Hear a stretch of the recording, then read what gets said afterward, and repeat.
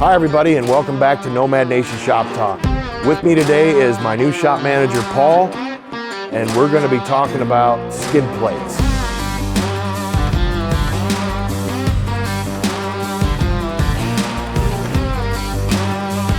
People ask all the time, what's the first upgrade I should do? What's the first mod I should do? Skid plates. If you are going to do nothing else to your stock Jeep, and you plan on taking it off-road, or even just daily driver, it's a good idea to upgrade your skid plates. So the factory Jeeps, especially on a sport, they typically come with a skid plate for the transfer case, the gas tank, evap canister, and then the transmission cross member. But the transmission cross member doesn't protect the whole transmission. No. So the oil pan and the front half of the transmission, by and large, are exposed. Yeah. So the factory skid plates, they are adequate for light to even a little moderate off-roading, but we highly recommend, if you're gonna, like I said, if you're gonna do nothing else to your Jeep, investing in a good set of skid plates is... Oh yes, because even if you're not gonna take it off-road, investing in a better set of skid plates can prevent things from happening just driving down the highway. Yeah. Because if somebody drops something in the middle of the highway and you run over it because you didn't see it and it picks it up, it can still take out your oil pan or your transmission or anything. We've actually seen that happen where just driving down the interstate, especially on a lifted vehicle, you are exposing yourself to that much more hazards in the road, because if a little car that sits low to the ground hits something, it's more than likely not going to go completely underneath it. It's going to go up in the air. It'll either go up and over or whatever, and it'll dent the bumper, or it'll damage the cover piece or something. But in a lifted, especially in a lifted Jeep. Well, even a stock Jeep, because it sits so much higher than a car now. Yeah. They sit high enough that anything can fit underneath them pretty much. Yeah. So the bottom line is, I'll say it again, if you do nothing else to your Jeep, skid plates. So coming up in a future episode, we're going to show you about putting on skid plates on this 2012 JKU, oil, transmission, transfer case, gas tank, and evap skid plates. So we'll be removing all the factory stuff. Yep. So the gas tank, the evap, and the transfer case. And the transfer case.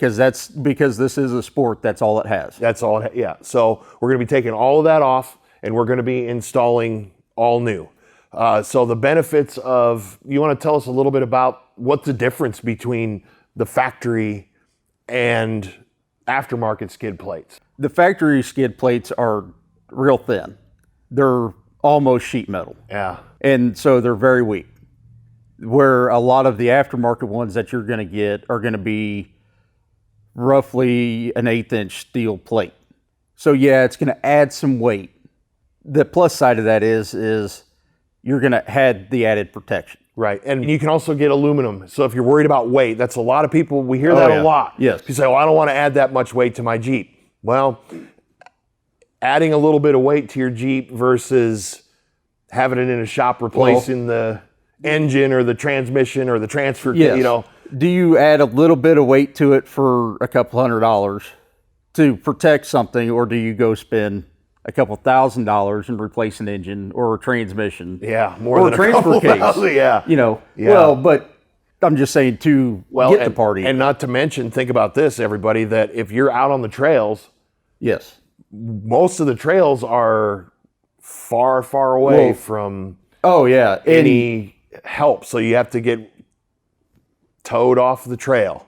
Then you have to, if you haven't trailered your rig, if you drove it down there, then you have to figure out, how am I going to get it home? And that bill could be horrendous. Well, even getting it to a local shop from wherever you're at could be a pretty hefty bill. Because like Kansas Rocks, I think the closest, Manhattan is the closest, that's 25 miles away. Yeah.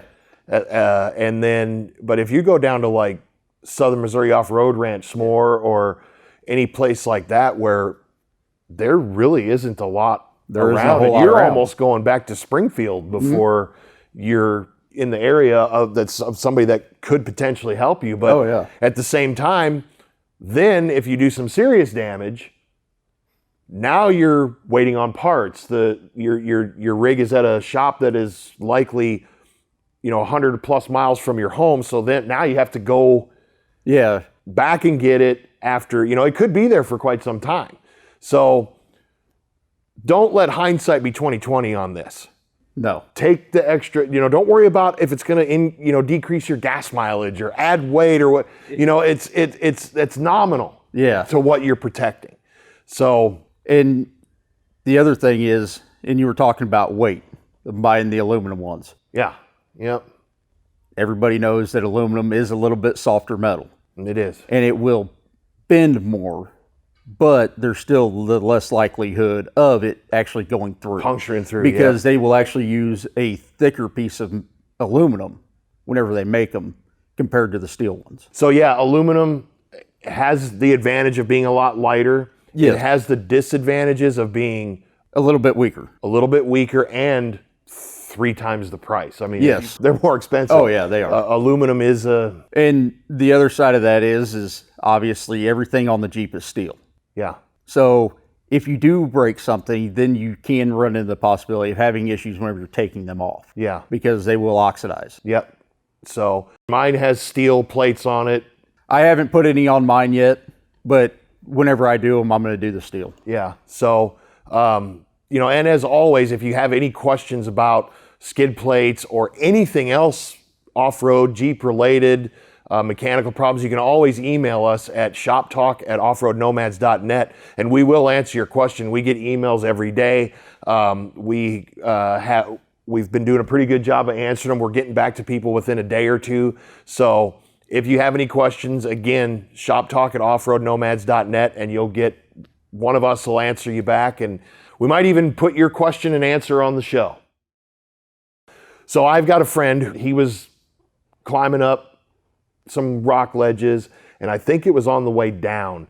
Nothing too terribly difficult, but he hit just the right angle and just the right spot and punctured through his transmission. Oh, yeah. And fluid dumped everywhere. He had to be towed off the trail, and he actually wound up, fortunately, his situation, he trailered his down there. So all okay. we had to do was tow him off the trail, and then get it on the trailer. But it wound up being a pretty expensive fix because, Well, yeah, because if you're in it, you don't realize that you punctured the bottom of the transmission because you Yeah. don't see it. yeah, it took. And so it's the Jeep still running, and on an automatic transmission with the engine running, that's whenever the pump's turning, and you just pump everything out of it, and it burns everything up. And imagine you having to shut it off, and you're sitting on a trail that's going, Yeah, at a 15% yeah. grade, and you're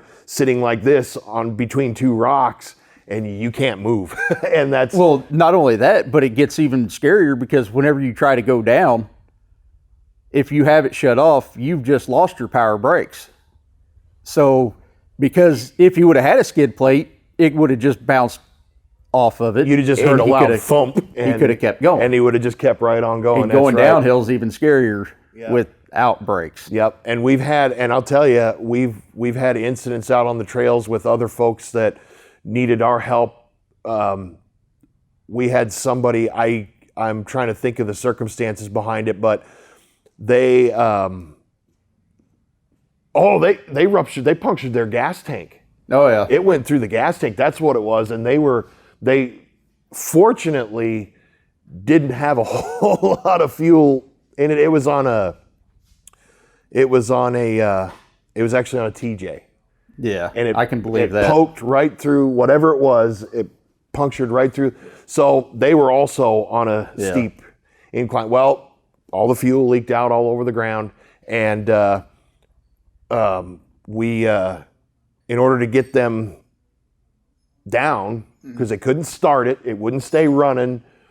One of us had to climb back up, come back down, and we actually used our winch to hook up to the back and literally just let it out as they went, and I was his brakes. Oh yeah. The whole time. So I had my Jeep attached to a tree. Oh yeah. Just so that it wouldn't pull you down. Right, because that's what the force on me. So anyway, and that was, they have a factory skid plate on them, but it just wasn't enough. Well, yeah, I mean, and the JKs do too, and it's just as thin. It's not. It's not any better. And in the next episode, you'll see the episode where we're actually gonna install. You'll see when we take them off. We'll show you just how thin those really are. But as I mentioned earlier, they are adequate for daily driving, for light to moderate off-roading. But if you really start to get into the rocks or the ledge, going ledges. Even if you're going down a trail where there's a tree that's been cut off, there's always the possibility, because a tree will do a lot of damage. Well, and then, and that's right. And so when trails get muddy and you start to get ruts and people are burning through them. And I have ripped the rear cover off of my rear differential 3 or 4 times. Yeah. And not on anything but maybe a tree root. Right. And that's something else we could talk about too, because not a lot of people think about that. In a previous episode where Darren and I were talking, we had when we were reading emails that people had sent and answered our questions, that was one of the questions, was if certain diff covers would fit. But we kind of touched a little bit on the importance of and the benefits of either upgrading your differential covers to a thicker steel, better made diff cover. But we also have, and we'll show you, they also make differential cover guards. I've got them on my Jeep, and we can show you some of that. So those are other, I mean, there are skid plates for pretty much everything front to back, exhaust control arm, pivot points, brackets. There are for the guys that are running the adjustable control arms. They make brackets for those so that you don't bust up the heim joints. Because those can get expensive to repair. Well, they do, and it makes for quite an interesting ride home. Yeah. So, but there are skid plates made for everything, and you can get. So let's talk a minute about the different styles of skid plates. So you can get skid plates that are pieced together. There are some manufacturers that make full piece. Yes. So they're just the transmission. So basically the entire powertrain, everything is one solid piece. And in our particular case, the ones we're going to be installing here on this Jeep, they're separate components. Yes. So typically the oil pan and transmission are one piece. One piece. Then you have a gas tank is a separate piece. Then you have the transfer case, which is a separate piece, and the evap canister, which is a separate piece. So, but you can get full underbelly coverage. Yes, you can, but just remember, whenever you go to take one big piece off, it is a lot heavier. Yep, that is not only that, but if you have to have work done underneath there, it makes it more difficult to do. Most, if not all, skid plates have access panels for drain plugs and things of that nature. So, but before we go, I want to remind everyone to subscribe, like, and hit that bell so that you don't miss any future episodes. And feel free to leave us a comment. And don't forget about our current contest. Paul, you want to tell them about it? For the first 1,000 subscribers, we're giving away a Milwaukee 18-volt half-inch electric impact cordless. The first 1,000 subscribers are automatically entered. It's valued at over $500. It comes with a charger, 2 batteries, and the gun. As you can see, it has up 750 foot-pounds of fastening torque. It has over 1,100 pounds of reverse torque. Braking torque. This thing will take off pretty much. It'd be great to have on the side of the trail if you blew out a tire. And that's a lot of people have them. It comes in a nice hard plastic case. But like I mentioned, 2 batteries, charger, and the gun. Over $500. It can be yours if you subscribe and win.